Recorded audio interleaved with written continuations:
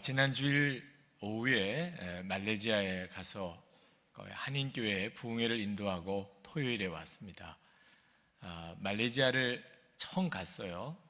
제가 갈 때는 말레이시아는 그저 동남아에 있는 그저 평범한 그런 나라인 줄 생각했습니다. 근데 가보니까 굉장히 나라가 살기 좋은 나라이더라고요.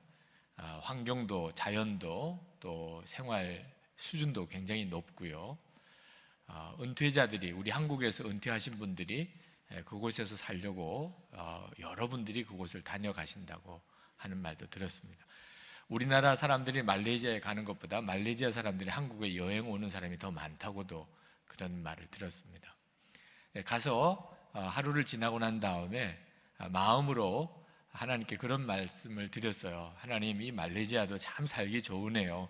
그랬습니다. 그랬더니 마음에 갑자기 무슨 생각이 드냐면, 너는 여행을 지금 하고 있는 거잖아, 그런 생각을 주시더라고요. 실제로 그곳에서 사는 것과 여행을 하는 것은 굉장한 차이가 있다는 것을 깨달았습니다. 한국을 다녀가는 말레이시아 사람들이 굉장히 한국을 좋아한다고 그래요. 근데 왜 우리들은 세계에서 자살률이 1위죠?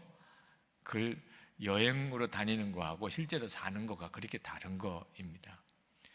실제로 살아보면 어디나 삶이 참 어렵습니다. 그렇죠? 우리가 살아가면서 겪는 어려움 중에 제일 큰 어려움이 내가 하지도 않은 일을 했다고 내가 오해를 받거나 또는 억울한 일을 당할 때, 그것처럼 고통스러운 일은 아마 없을 겁니다. 근데 이 시편 7편이 바로 그런 억울한 일을 당했을 정도가 아니고, 그것 때문에 생명의 위협을 받는 지경에 빠진 그런 성도가 하나님께 올려드리는 탄원의 시입니다. 1절 2절 말씀을 보면, 여호와 내 하나님이여, 내가 주께 피하오니 나를 쫓아오는 모든 자들에게서 나를 구원하여 내소서. 건져낼 자가 없으면 그들이 사자같이 나를 찢고 뜯을까 하나이다.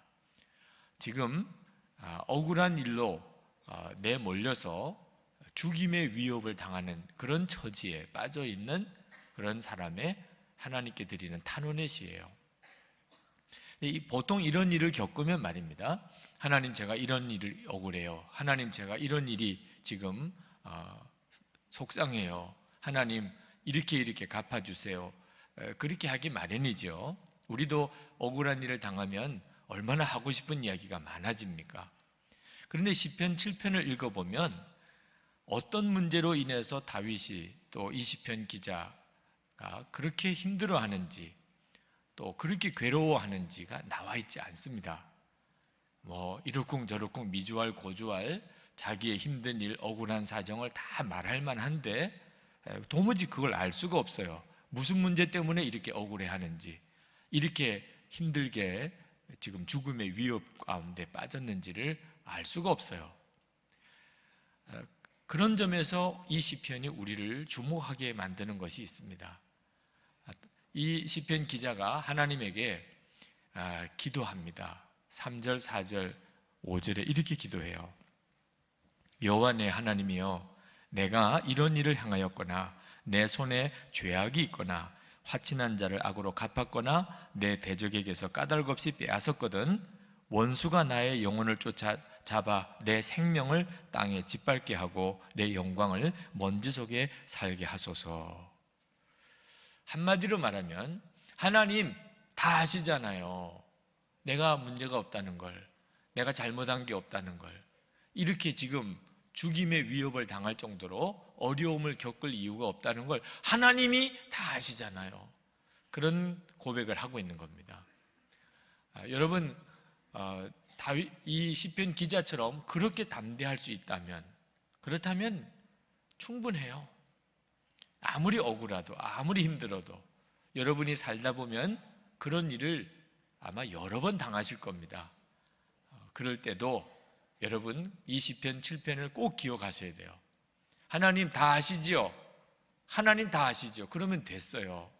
이럴 수 있는 담대함이 있으면 그러면 충분해요. 사실 억울한 일을 만나보면 내가 변명하려고 말을 하면 할수록 더 문제는 꼬여 들어갈 때가 많습니다. 더 억울해요. 그리고 법정에 가서 문제를 가리려고 해도 이 세상 법정이 꼭 진리를 다 완벽하게 판정해 줄 수 없다는 사실을 실제로 경험해 보게 됩니다. 하나님을 의지하는 거예요. 하나님이 심판주이세요. 8절 말씀에 보면 여호와여, 여호와께서 만민에게 심판을 행사하시오니 여호와여, 나의 의와 나의 성실함을 따라 나를 심판하소서. 하나님에게 심판을 요청해요. 하나님이 계시고 하나님은 심판하십니다.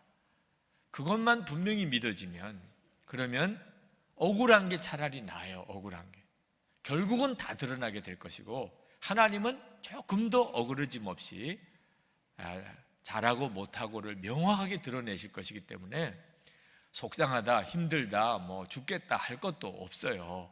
하나님을 진짜 믿으시고 하나님이 심판하신다는 것만 분명히 하게 알면 담대할 수 있어요. 두려워하지 않아도 돼요. 11절에 보면 하나님은 의로우신 재판장이시며 매일 분노하시는 하나님이시로다. 사람들이 이걸 몰라요. 하나님이 오래 참으시니까 죄 지어도 되고, 또 그러면서도 얼마든지 세상 잘 살아갈 수 있다고 그렇게 생각합니다. 억울한 사람만 바보지요. 그렇지 않아요. 하나님이 오래 참으시는 것뿐입니다. 하나님은 정확하게 죄를 심판하세요. 죄 짓고 안전할 사람 아무도 없어요. 하나님이 칼을 갈고 계세요. 12절에 보실까요? 사람이 회개하지 아니하면 그가 그의 칼을 가시며 그의 활을 이미 당기어 예비하셨도다. 여러분, 하나님 칼 가는 소리 들리세요? 네. 들리셔야 됩니다. 네, 하나님 칼 가는 소리가 들리면 억울해요, 힘들어요, 뭐 못 살겠어요, 죽겠어요 할 거 없어요. 하나님이 그 괜히 칼만 가시겠어요? 네, 영원히 칼만 가시겠어요? 쓰시려고 가시지. 하나님이 심판하신다 믿어지면, 그러면 내가 세상에 사는 동안 세상 사람들에게서 별의별 소리 듣고 수모도 당하고 억울해도 담대할 수 있어요. 자, 이것이 이 시편 7편의 메시지입니다. 우리가 마음이 정직하면 그러면 두려워할 일이 없다, 그 말이에요. 그런데 그 메시지를 제가 시편 7편을 읽고 이 말씀을 하시는구나 하는 걸 알고도요, 설교 준비할 때 마음이 시원함이 없었어요. 왜 그랬을까? 왜 내 마음이 이렇게 시원하지 않을까? 그것은 진짜 하나님 앞에서, 하나님 다 아시지요. 하나님 다 알고 계시잖아요. 내가 잘못이 없다는 것을 이렇게 말할 수 있는 사람이 그렇게 많을까 하는 생각 때문입니다. 오늘 이 자리에 예배를 드리러 오신 여러분들 모두가 하나님 앞에 서서 하나님 다 아시죠? 다 보셨죠? 하나님 나 아무 잘못 없잖아요, 이렇게 말할 수 있는 사람이 도대체 몇 사람이나 있을까 하는 겁니다. 그 점이 마음에 걸려요. 그러니 이 메시지를 듣고 마음의 위로와 힘을 얻고 갈 사람이 극히 소수일 것이다. 대부분은 하나님이 심판하신다는 게 두려운 문제가 돼요. 하나님이 다 알고 계시다는 게 오히려 마음이 무거워요. 자, 이 점을 제 마음에 답답하게 느껴지더라고요. 시편 기자가 9절 10절에서 이렇게 말합니다. 하나님이 마음을 살피고 양심을 살핀다는 거예요. 9절에 악을 끊고 의인을 세우소서. 의로우신 하나님이 사람의 마음과 양심을 감찰하시나이다. 나의 방패는 마음이 정직한 자를 구원하시는 하나님께 있도다. 마음이 정직한 자를 구원하시는 하나님이라는 거예요. 여러분, 그저 잘못 없다는 것도 아닙니다. 나 잘못한 거 없어, 그것도 아니에요. 마음까지도 그러냐는 거예요. 마음까지도. 내 마음이 정직해요. 과연 이 말에 해당될 사람이 몇 사람이나 될까 하는 거죠. 많은 그리스도인들이 행동으로, 말로 잘못하지 않는 정도도 지키기를 어려워해요. 마음은 아예 생각도 못하고 마음까지 어떻게 해요? 마음까지.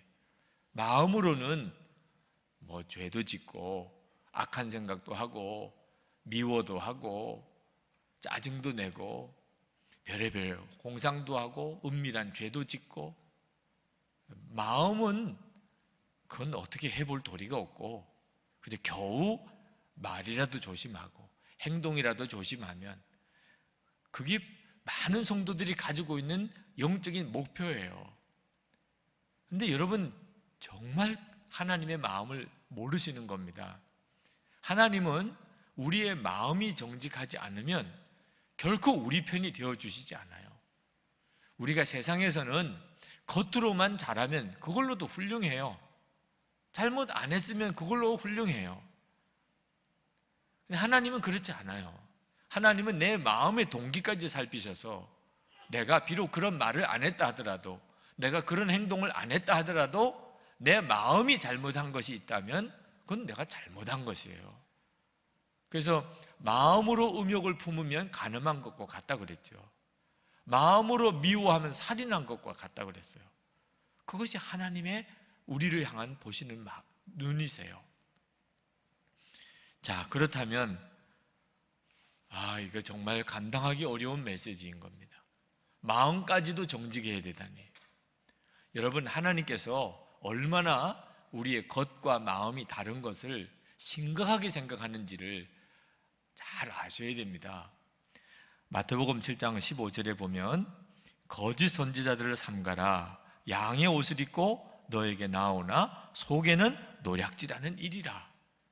겉으로는 양 같은데 속은 이리인 사람, 하나님이 가장 싫어하는 유형의 사람입니다. 마태복음 7장 22절 23절까지 보면 그날에 많은 사람이 나더러 이르되 주여 주여 우리가 주의 이름으로 선지자 노릇하고 주의 이름으로 귀신을 쫓아내고 주의 이름으로 많은 권능을 행하지 아니하였나이까 하리니 그때에 내가 그들에게 밝히 말하되 내가 너희를 도무지 알지 못하니 불법을 행하는 자들아 내게서 떠나가라 하리라. 예수님의 이름으로 선지자 노릇하고 예수님의 이름으로 권능을 행하고 그리고 치유도 행하고 하던 그 많은 큰 주의 종들이 하나님 앞에 갔을 때 나를 떠나, 내가 너를 도무지 알지 못한다, 불법을 행하는 자들아, 이런 판정을 받을 것이라는 거예요. 그러니까 사람이 얼마나 겉하고 속하고 다른지 사람을 외모로 보고 판단해서는 안 된다고 하는 점을 정말 명심해야 합니다. 예수님께서 그렇게 사람들을 사랑하고 그리고 품어주셨음에도 불구하고 유난히 싫어하신 사람이 있었어요. 서기관과 바리새인들입니다. 마태복음 23장 27절에 화 있을진저 외식하는 서기관들과 바리새인들이여 회칠한 무덤 같으니 겉으로는 아름답게 보이나 그 안에는 죽은 사람의 뼈와 모든 더러운 것이 가득하도다. 겉으로는 너무너무 훌륭해요. 하나님 제일 잘 믿는 사람 같아요. 그런데 그 사람의 속에는 말할 수 없이 더럽고 탐욕스럽고 이기적이고 교만해요. 하나님이 가장 역겨워하는 유형의 사람입니다.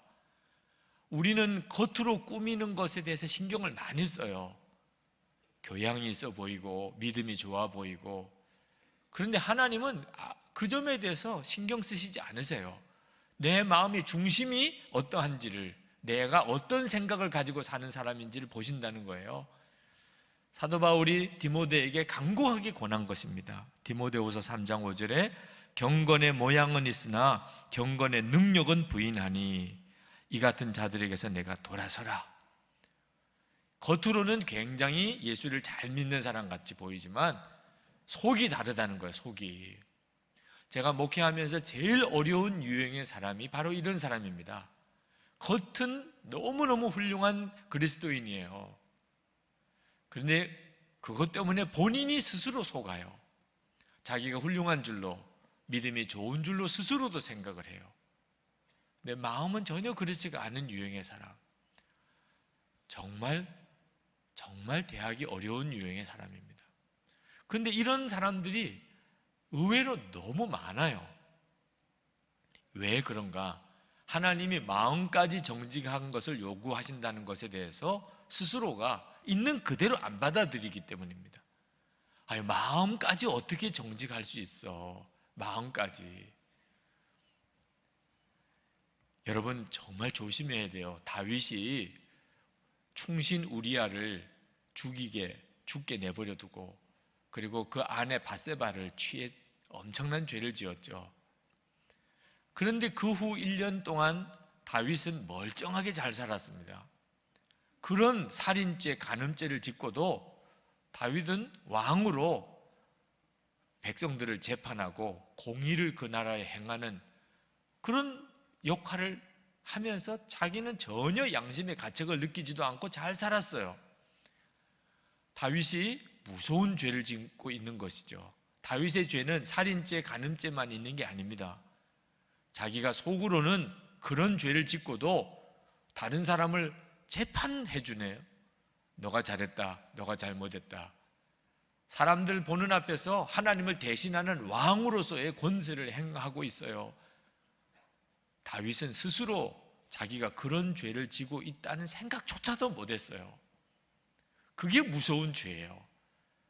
어느 날 나단 선지자가 와서 우리나라에 기가 막힌 일이 일어나는 걸 봤습니다. 어느 부자가 소와 양이 많으면서도 자기 옆에 있는 가난한 사람, 암양 새끼 한 마리를 딸처럼 여기고 기르는 그 사람의 양을 빼앗아 가지고 자기 친구 대접을, 접대를 하는 일을 내가 보았습니다. 그 말을 듣고 다윗이요, 진짜 화가 치밀어 올라서, 그런 놈이 우리나라에 있어? 아니, 내가 다스리는 이 나라에 그렇게 나쁜 놈이 있단 말이야? 정말 화가 났다니까, 다윗이. 그래가지고 다윗이 그런 놈은 죽어야 된다고 그랬어요. 여호와의 살아계심을 두고 맹세하노니 이 일을 행한 그 사람은 마땅히 죽을 자라. 다윗은요, 자기가 그런 사람이라고는 조금도 생각을 안 하고 있어요. 그랬다면 이런 말도 못하지요. 다윗은요, 진짜 자기가 아무런 잘못이 없는 줄로 생각하고 있는 거예요. 이렇게 되어지는 일이 무서운 거죠. 그때 나단 선지자가 다윗에게 바로 당신이 그 사람이요. 그 순간에 다윗이 눈이 열린 거예요. 어쩌면 사람이요, 자기 마음이 어떤지를 그렇게 모르고 지나지요. 겉만 멀끔하면 그냥 다 괜찮은 줄로 이렇게 살아가고 있어요. 그런데 하나님의 말씀이 임하는 순간에, 살아계신 하나님을 만나는 눈이 뜨이는 순간에 그냥 비명을 지르고 꼬꾸라지는 거예요. 다윗이 그 순간에 꼬꾸라졌어요. 내가 여호와께 죄를 범하였노라. 하나님이 얼마나 다윗을 보실 때 역겨우셨을까. 하나님이 나단 선지자를 다윗에게 보냈어요. 사무엘하 12장 1절에 보면 여호와께서 나단을 다윗에게 보내시니, 하나님이 도무지 견딜 수가 없는 겁니다. 자기는 충신도 죽이고 그 아내까지 취한 이런 무서운 죄를 짓고도 멀쩡하게 다른 사람 재판이나 해주고 있으니 하나님이 다윗이 그렇게 사는 것을 견딜 수가 없었어요. 여러분, 우리가 하나님을 잘 아셔야 돼요. 하나님은 우리의 마음을 보세요.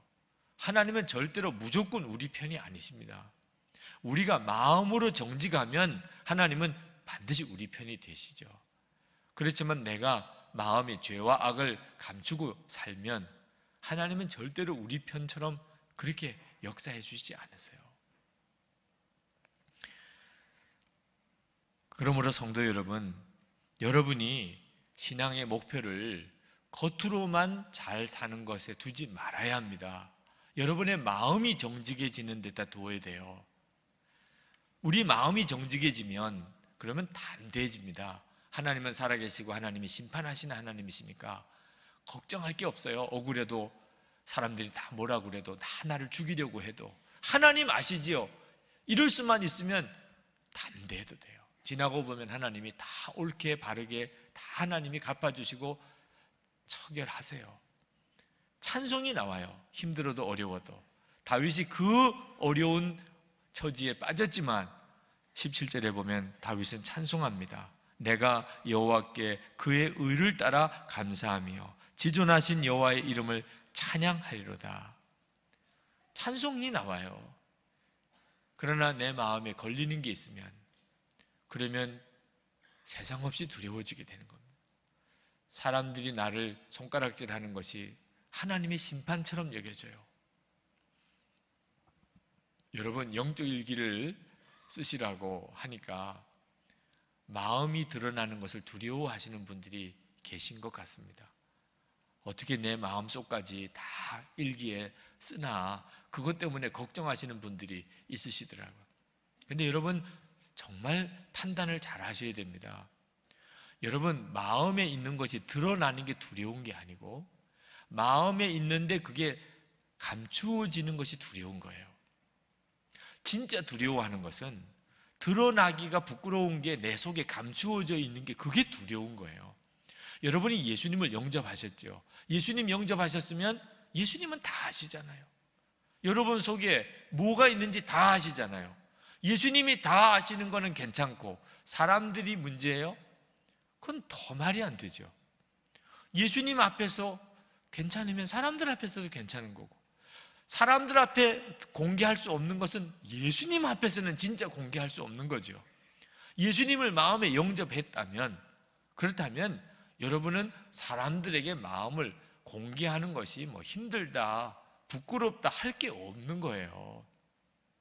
예수님을 믿고도 진짜 예수님을 마음에 영접하지 않고 사니까 그렇게 되는 거죠. 하나님은 빛이세요. 우리가 평소에는 알지 못하던 것까지 다 드러납니다. 여러분, 하나님 앞에 한 1분만 서 있어 본다면 마음속에 있는 더러운 것까지 다 없애고 살고 싶어 해요. 누구나 다 그렇습니다. 하나님 앞에 1분만 서 있어 보면요, 내 속에 감추어진 거, 그거 숨기고 사는 게 얼마나 두려운가를 알게 됩니다. 다윗이, 그는 죽는 줄 알았어요. 나단 선지자가 당신이 그 사람이요 하는 순간에 그는 그냥 죽는 줄 알았다니까요. 하나님의 영광 앞에 딱 순간에 드러나는 순간 자기 속에 숨겨진 그런 살인죄, 간음죄가 다 드러나 버리죠. 다 그렇게 돼요. 마음에 있는 것을 드러내는 게 힘들다, 아직도 진짜 무서운 걸 몰라서 그런 겁니다. 언제까지 마음에 숨기고 살다가, 그러다가 하나님 앞에 그게 그때 가서 드러나면 어떻게 하시겠다는 거예요. 성도의 삶의 축복은요, 감추고 사는 게 아닙니다. 드러내는 데 있는 거예요. 우리가 다른 종교와 다르다는, 예수 믿는 건 종교가 아니라고 하는 이유는 드러내도 좋은 삶을 살게 되기 때문입니다. 보통은 세상 사람들, 보통은 다 숨기고 억누르면 승리했다고 말해요. 내 마음속에 미운 마음이 있는데 그것을 억누르고 웃었어요. 그러면 승리했어요. 내가 싫은 사람, 겉으로는 악수했어요. 잘했다고 그래요. 속에서는 성질이 나는데 눌렀어요. 교만이 일어나는데 누르고 고개를 숙였어요. 내가 겸손해졌구나. 그건 세상이 말하는 거예요. 유교에서는요, 공자가 수신을 가르쳤습니다. 자기 자신을 먼저 다스리라. 그게 모든 도덕의 기초예요. 그래서 늘 계속 자신을 함량하고 억제하고, 그래야 나중에 성인이 되는 겁니다. 안타깝게도 많은 그리스도인들이 예수님을 믿어도 이런 형태로 믿어요. 그래서 내 속에 일어나는 죄를 감추고, 성질을 누르고, 교만을 누르고, 겉으로는 웃고, 겉으로는 잘하고, 겉으로는 깨끗하게 하고, 그러면 내가 신앙생활을 잘하는구나, 이렇게 생각해요. 그러다가 병이 나는 겁니다. 그런 순간에는 절대로 진정한 기쁨이 없어요.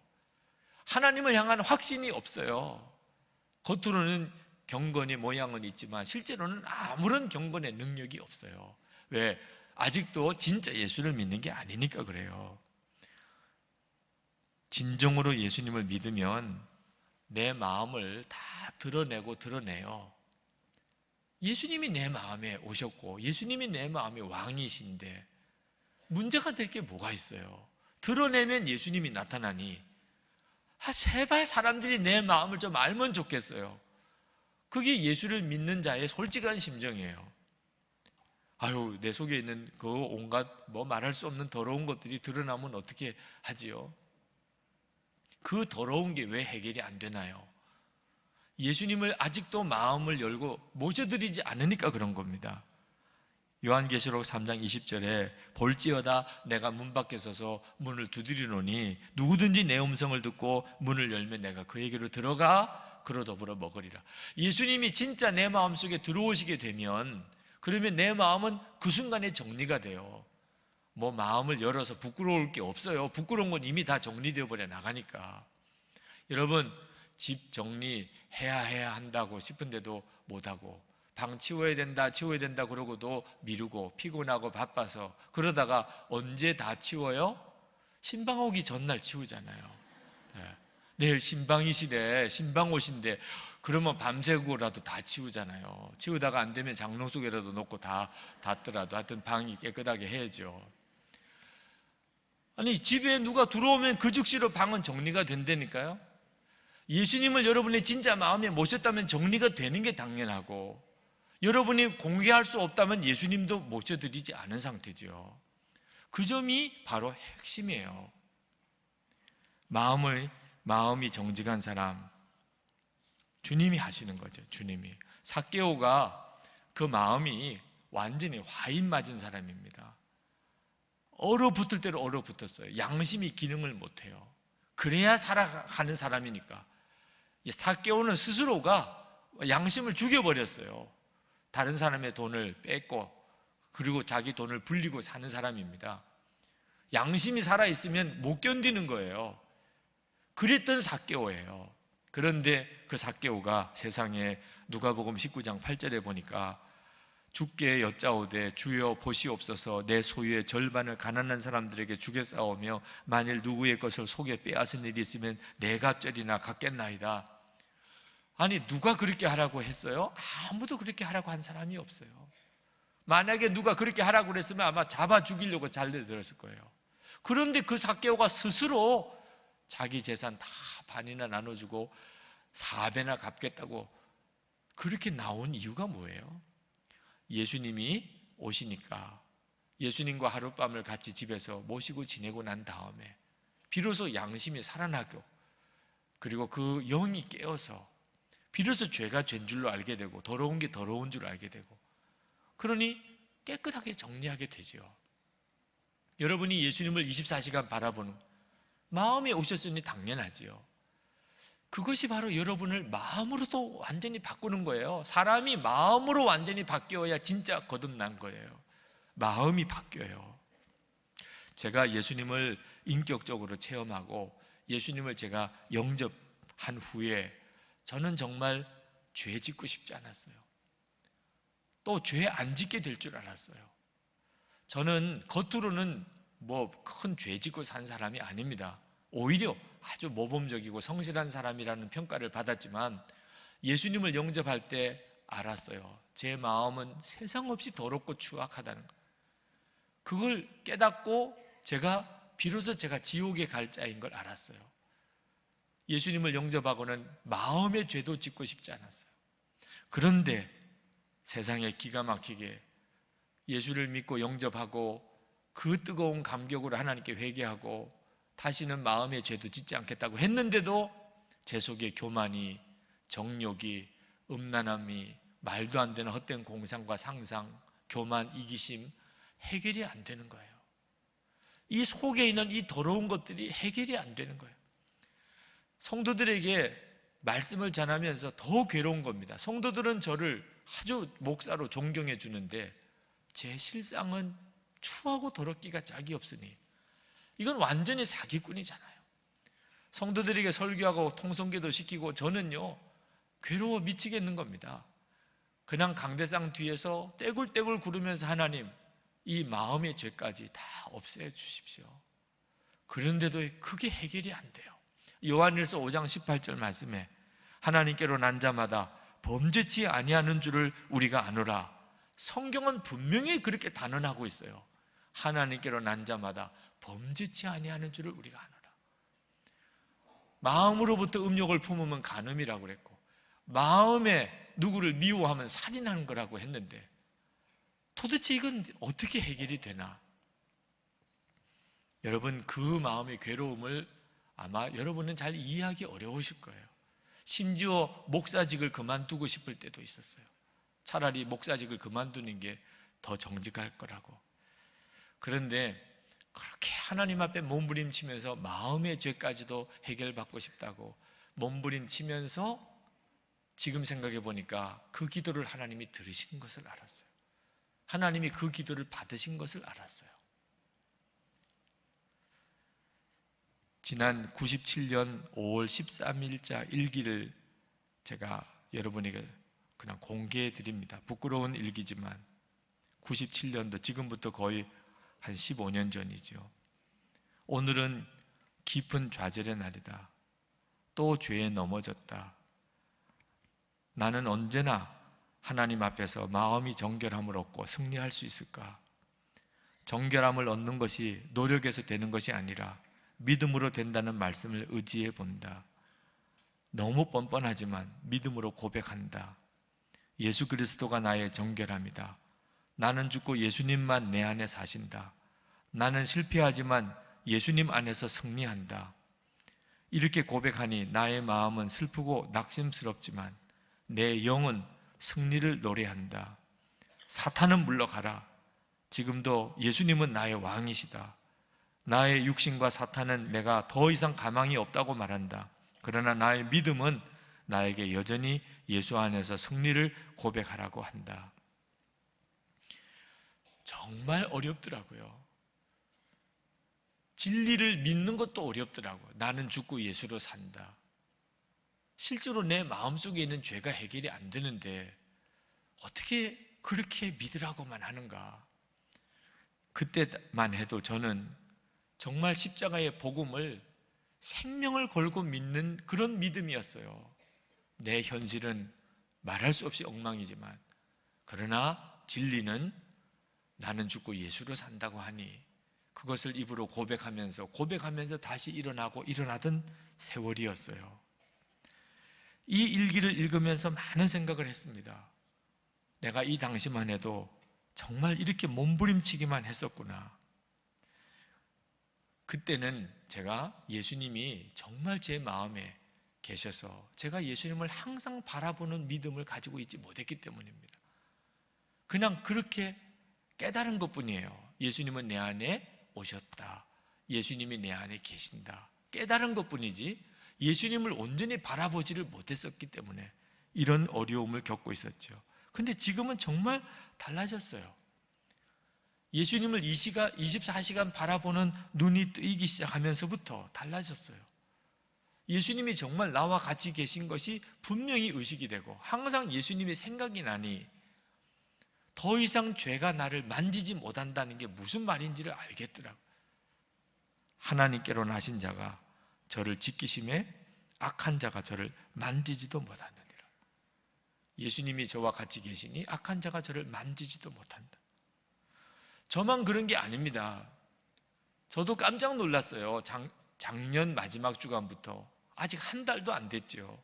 지금 우리 교회 안에 얼마나 놀라웠게 예수님을 바라보면서 영적 일기를 쓰는 중에 주님이 마음과 생각을 완전히 정결케 하시는 역사를 이루고 계신지, 여러분 교회 게시판에 들어와서 아마 조금만 읽어보시면 다 여러분도 느끼실 거예요. 어떤 교우 한 분의 영적 일기입니다. 매일 매 순간 기도와 대화를 통해 예수님께서 내 마음에 항상 임재하여 주심을 감사드립니다. 반복되는 죄와 넘어짐과 무너지는 삶이었는데 주님만을 24시간 바라보면서 죄에서 풀려나고 일어서고 세워지는 삶으로 변화되어 감사합니다. 지난 일주일 동안은 자녀들과 아내와 제가 거의 24시간 함께 있었습니다. 전 같았으면 하루하루가 힘들고 짜증내고 화내기 일쑤였을 것입니다. 그러나 지금은 전혀 그렇지 않았습니다. 자녀들과 24시간 함께 있는 것이 즐겁고 행복합니다. 아내와 함께 지내는 이 시간들도 행복하고 평안합니다. 아내가 요즘 제가 많이 변한 것 같다고 합니다. 이분은 작년 말에 실직하신 분이에요. 그런데 그분이 이런 고백을 하고 계세요. 또 어떤 분이 이렇게 글을 올렸습니다. 예수님을 생각에서 놓치는 순간 불평이 찾아오고 미움이 슬며시 생기는 것을 발견합니다. 예수님, 제가 한순간도 마음에서 생각해서 주님을 놓치지 않도록 저 좀 꼭 붙잡아 주세요. 어제는 동생과 좀 다투었습니다. 그런데 예배 가는 도중 주님이 사랑받은 자처럼 하라는 말씀을 주셨습니다. 화가 났던 동생의 모습이 주님 앞에 있는 제게도 있음을 깨닫게 하셨습니다. 이제는 마음속에 주님이 원하시지 않는 감정들이 머물지 못하고 떠나가는 것을 봅니다. 여러분, 누가 나는 마음이 정결합니다, 나는 마음이 정직합니다, 이렇게 말하면 그는 아마 굉장히 거짓말에 아마 두목일 거예요. 교만하고 그런 거짓말이 어디 있겠어요. 그런데 예수님을 진짜 마음에 모시고 살면서 여전히 마음에 죄와 더러운 것과 악한 것을 가지고 산다는 것도 불가능한 일입니다. 우리가 마음이 정직할 수 있을까? 노력으로는 안 돼요. 예수님이 해주세요. 우리가 진짜 십자가의 복음을 믿고 예수님 내 마음에 오셨음을 내가 정말 믿고, 그리고 이제부터 24시간 예수님을 바라보고 살려고만 해도, 내가 그렇게 계속 살고 싶어서 매일매일 그것을 영적으로 점검하는 일기를 써보려고만 해도 여러분 스스로가 놀래요. 마음이 정직해지기 시작하면 세상이 두렵지 않아지게 됩니다. 세상이 다 바뀐 것처럼 보여요. 주님이 너무나 나에게 분명한 실제이시니까. 오늘 이 시간에 여러분 모두에게 십자가 안에서 주신 이 엄청나고 놀라운 축복이 여러분의 심령 속에 임하게 되기를 축복합니다. 기도합시다. 이 시간 우리 간절한 마음으로 하나님께 기도합시다. 예수님만 온전히 바라보며 마음의 정직함으로 서서 하나님을 향하여 담대하게 살도록, 더 이상 두려워하고 염려하지 않으며 살도록 우리 다 같이 한 목소리로 기도하겠습니다.